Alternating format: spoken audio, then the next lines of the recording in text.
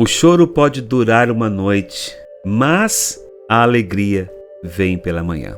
Quando Davi escreveu esse salmo, sua vida estava tomada por tantas aflições, por tantas tribulações, por tantas angústias que acometiam o seu coração.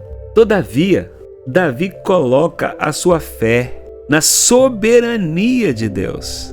Apesar das aflições, apesar das tribulações, das situações difíceis pelas quais ele estava passando, Davi ele coloca tudo isso na dependência do Senhor, porque ele sabia que as providências de Deus elas poderiam mudar aquela situação, e por isso ele derramou o seu coração diante de Deus, apresentando a sua oração. Ele considera sim a importância do choro.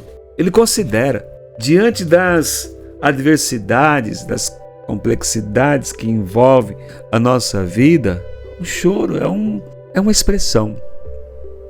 Hoje em dia nós vivemos um ambiente tão crítico em que todas as questões que às vezes demonstram algum tipo de fragilidade, algum tipo de fraqueza, né? É tomada por uma crítica. Olha, essa pessoa está com mimimi. É uma expressão bastante popular que quer denotar alguém que na verdade não está sofrendo, ou alguém que está fazendo um drama, uma dramatização, está supervalorizando uma situação, supervalorizando um problema que na verdade não é tão grave assim, está colocando isso num holofote, está colocando isso de uma maneira mais intensa do que de fato é. Talvez o choro seja algo visto dessa maneira.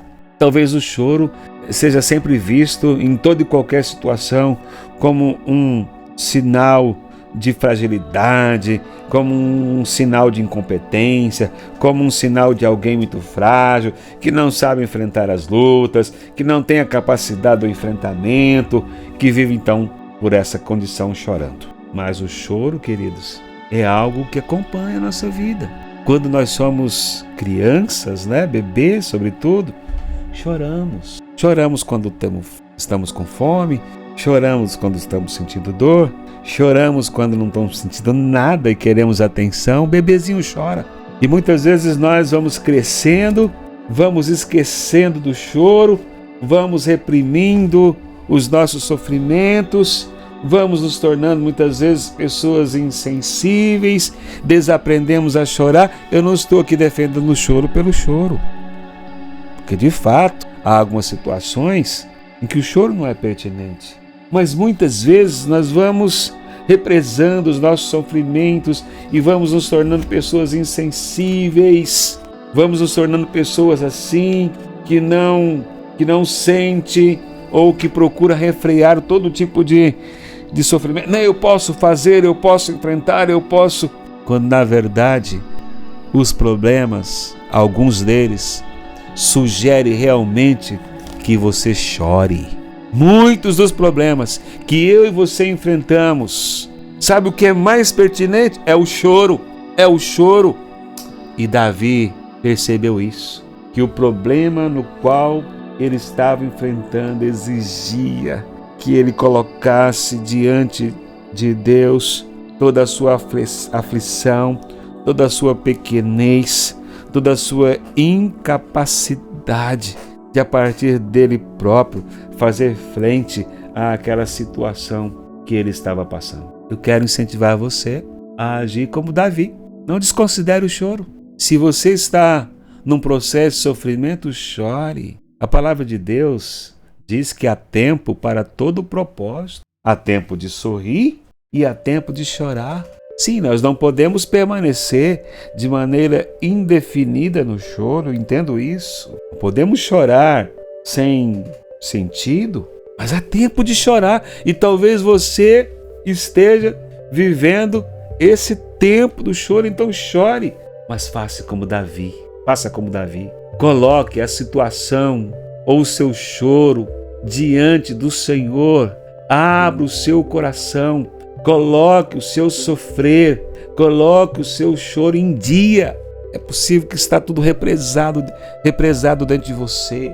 Talvez há um lago represado dentro de você, em que você tenta enfrentar os problemas com a altivez e de maneira sublime, quando na verdade Deus busca que você enfrente como Davi com choro. Sabe, aquele choro estruturante?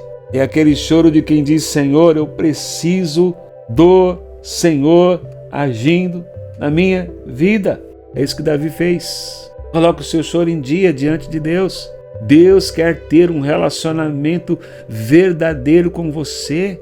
Deus não quer ter um relacionamento com os fortes. Deus não quer ter um relacionamento com aqueles que nunca choram. Deus não quer ter um relacionamento daqueles que conseguem tudo, que sabem tudo, que são capazes de tudo e com destemor sempre caminham, sem precisar de nada nem dele. Deus quer ter um relacionamento com você.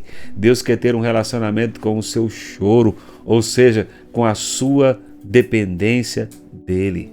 Ele quer ouvir a sua voz e ele quer ver o seu choro sussurrar, ou a expressão mais intensa dada aos problemas que você esteja passando. Sabe quem mais chorou além de Davi?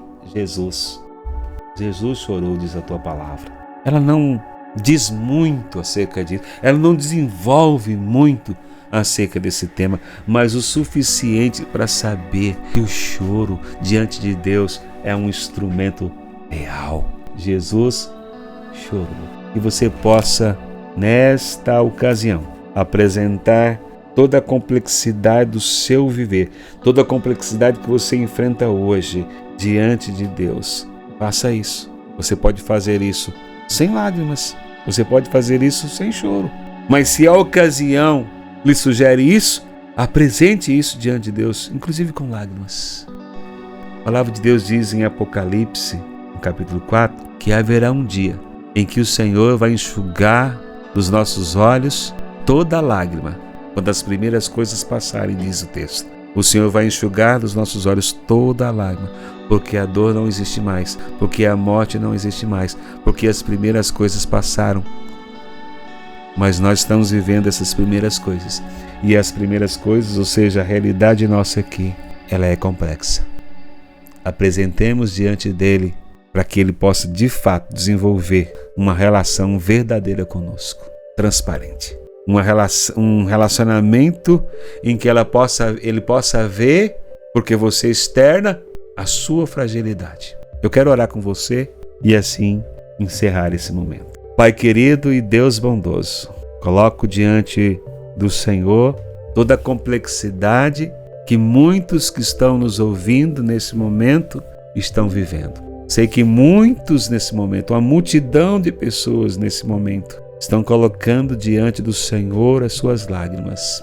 Talvez porque perdeu um ente querido, talvez porque está desempregado, talvez porque está com saudade de alguém distante, talvez porque está numa demanda conjugal, numa realidade conjugal, talvez porque foi agredido ou agredida, talvez porque um filho demonstrou ingratidão. N razões, Senhor, mobilizam agora as lágrimas rolarem. A minha oração é que o Senhor possa alcançar a cada um nesse momento e enxugar essas lágrimas com a sua presença e com o seu cuidado, com a sua providência. Acolha cada um agora, ó Deus amado. Tua palavra nos diz que as nossas lágrimas, elas são depositadas no seu odre santo. Que o Senhor possa recolher essas lágrimas agora e depositá-las diante do Pai. Abençoe-nos assim, ó Deus. É a nossa oração e nós oramos em nome do nosso Senhor e Salvador, Jesus Cristo. Amém.